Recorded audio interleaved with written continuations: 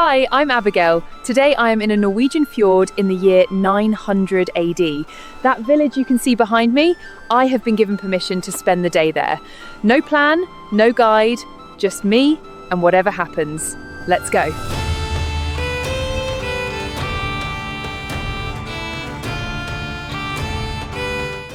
First foot on land. Okay. The dock is real, the boy staring at me is real, the smell is very, very real. Salt, pine smoke, fish, and something I cannot identify, but I'm going to call medieval morning. Nobody is standing still. This place is already moving faster than I expected. The village is built at the base of the mountain and everything faces the fjord. The fjord is their road, their market, their connection to everywhere else. You understand immediately why they settled here. The water gave them everything. There is a wooden plank road through the village in 900 AE. They built a boardwalk. I am standing on Viking infrastructure and I have already soaked through both boots because the gap between the planks is significant. Note to self for every future trip, waterproof, everything. Right, the market. And I want to be clear about what I'm seeing here. This is not a primitive village exchange. These goods are from everywhere.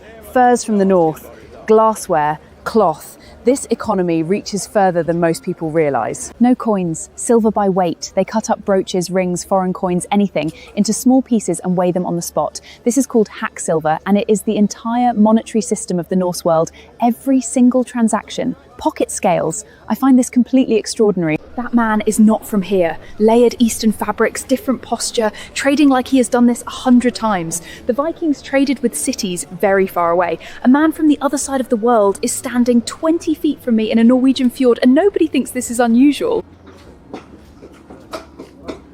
I can hear the blacksmith making something. That sound is everywhere in the medieval world, hammer on metal over and over. I've visited forges in 3 different centuries now and the sound never changes. Viking metalwork is called primitive in basically every documentary I have ever watched. I want to tell you that is wrong. What he is doing is not primitive. The blade geometry, the temperature control by eye, this is precision work. He just handed me what he's been making. It's a brooch. Knotwork, perfectly symmetrical, about the size of my palm. He made this by hand from raw metal this morning and it is museum quality. I mean that. I have seen this exact type of brooch behind glass. He wants to know what I think. I think it's extraordinary. I can hear horses, which means there are stables. And I have a specific theory about Viking horses that I want to test while I'm here. I've read about them. Now I'm going to see them. Theory confirmed. Viking horses are small. These are what we now call the Norwegian Fjord horse. Tough, sure-footed on mountain terrain, built for cold, not the war horses of Hollywood. I love them immediately. He has made his feelings about me very clear. The woman behind me said something that was almost certainly he doesn't like strangers, but could equally have been, you're doing that wrong. Either way, he doesn't care about me at all. The animals live very close to the people here. Pigs, chickens, goats. In winter, some of them will live inside the longhouse for warmth. This is practical, not accidental. Every animal has a specific job in the economy of surviving a Norwegian winter. I want to correct something. You think longhouse and you think cold, dark, miserable. It is warm in here, genuinely warm. The thick walls and sturf roof hold the fire's heat. It smells like wood smoke and food and animal. It smells like someone's home. She owns this loom. She owns this production. Viking women could own property outright. They could divorce their husbands. There was a legal process. By the standards of the medieval world, this is remarkably progressive. The woman beside me is not a domestic worker. She is running a commercial enterprises from her home. The dirty Viking myth is one of the most stubborn myths in history. Arab travellers wrote that Norse people bathed weekly and were obsessive about grooming. Combs, tweezers, ear cleaners, archaeological finds confirm this constantly. That man is checking his reflection in a water trough. He cares how he looks. The children here have jobs, real jobs. The girl with the water bucket has done that walk 100 times. I can tell from the way she moves. The boy with the net is doing repairs without thinking about it. They are small members of a functioning household and they know it. There is a longship under construction at the north end of the dock. I have seen finished longships. I have never seen one being built. The skeleton, the ribs rising from the keel, I need a minute. Each plank is split, not sawed. The grain follows the curve naturally, which makes it stronger and more flexible. He is holding the shape of the entire ship in his head. No blueprint, no measurements I can see. He learnt this at 12. He will cross the Atlantic in this. Standing beside it at water level is different from photographs. The elegance, the way it barely sits in the water, the draft is almost nothing. Same ship for rivers and oceans, Atlantic crossings, English river raids, the most versatile vessel ever built at this point in history. A sunstone. It polarizes light to locate the sun through cloud cover. No instruments, just this crystal, a sun compass, and memory of currents, bird patterns, star positions. They cross the North Atlantic with this. Something is happening at the edge of the village.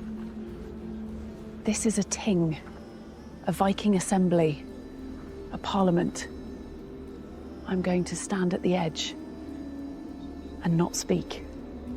This building is different from every other one in the village, more carved, more decorated, objects left outside by the people who live here. For the Norse, the forces that govern weather, sea and harvest are not abstract. They are immediate. They are the reason the storm 2 nights ago didn't kill anyone. That is not superstition to these people, that is lived experience. Runes are letters, an alphabet. The people carving these are literate.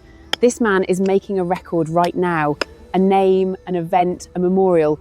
What he's carving will still exist in 2026. That's a strange thing to sit with. The chieftains' hall is bigger than everything else, wider, longer, more carved. The 2 men outside it are very large and very relaxed, which I find more intimidating than if they were tense. My guide arranged for me to ask about lodging. I have no idea how this goes. He is looking at me the way someone looks at a thing they haven't decided the nature of yet. There is a translator. I explained I am a traveller passing through. I mean no harm. I would be grateful for shelter for 1 night. He asked 3 questions. I answered honestly. Then he nodded.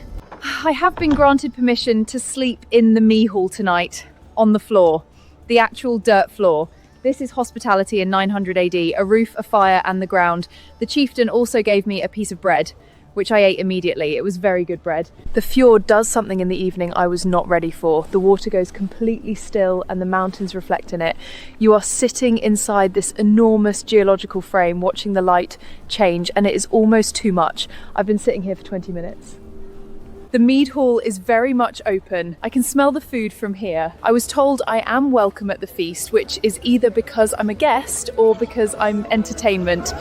Probably both. The mead is strong and sweet, and there is something else in it I cannot identify. It is warm all the way down. The man across the table is nodding like I passed a test, which I think I did. 1 more and then absolutely no more. I have to sleep on the ground later. Hospitality here is not courtesy, it is law. Refusing food to a traveller is a genuine dishonour to a Norse person. He placed this in front of me the way you'd hand a coat back to someone. I find that more moving than I expected. 0 light pollution in a Norwegian Fjord in 900 AD. The Milky Way is not the thing you're looking at. You are inside it. The people sleeping in that hall read it the way we read a map. Every star is a coordinate.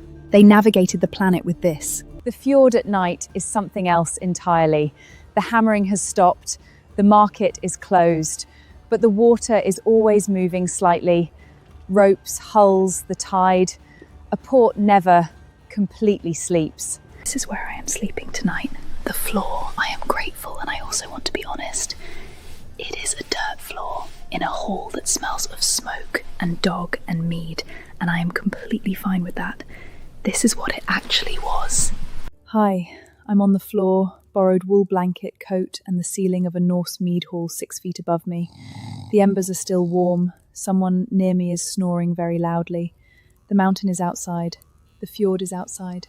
Good night. Morning. I slept 4 hours on a dirt floor in Norway in the year 900 and I feel fine. The fjord at dawn is grey and very still. Same sounds as yesterday, wood, water, animals. There is something deeply repetitive about life here, and I mean that as a compliment. 900 AD, Norwegian Fjord. 1 night on a dirt floor, 1 Mead hall, a lot of new knowledge. I'm Abigail. Subscribe if you want to come with me.